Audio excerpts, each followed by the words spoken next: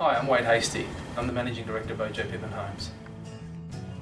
One of the key changes in our industry over the last 5 to 10 years has been the size of land in general. It used to be, 20 metre frontages on blocks were the norm or minimum. They sort of moved through 15 metre frontages down to 14s, 12.5, 10s, and in some cases we're building for clients now on 8.5 metre frontages. I've heard them as low as 6.5 in certain areas.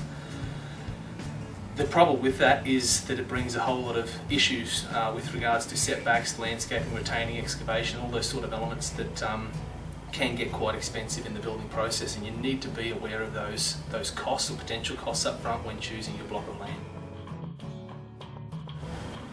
So when it comes to excavation on the block, most builders allow for up to 400 or 500 mil included in their building price. Any falls greater than that across the block, whether it be back to front, front to back, side to side, you need to budget around $180 to $220 extra machine hire per hour to cut and fill that block.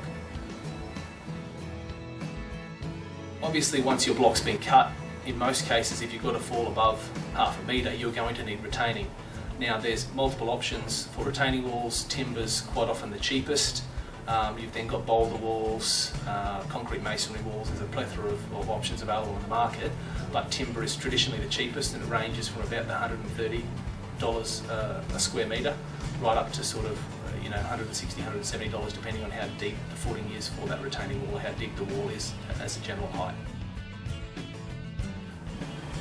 General land setbacks, together with the location of essential services, sewer, stormwater, etc., are also important to assess up front.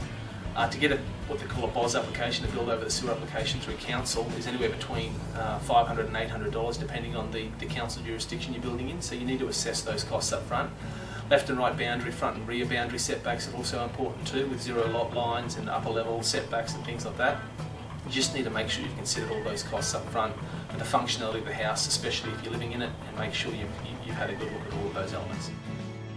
At OJ Pippin, given the fact that we do build exclusively turnkey houses, we obviously take great pride in assessing all of those costs for you up front to make sure that the contract is as fixed price as possible before we begin building for you, so there are no additional costs during the building process by way of variation.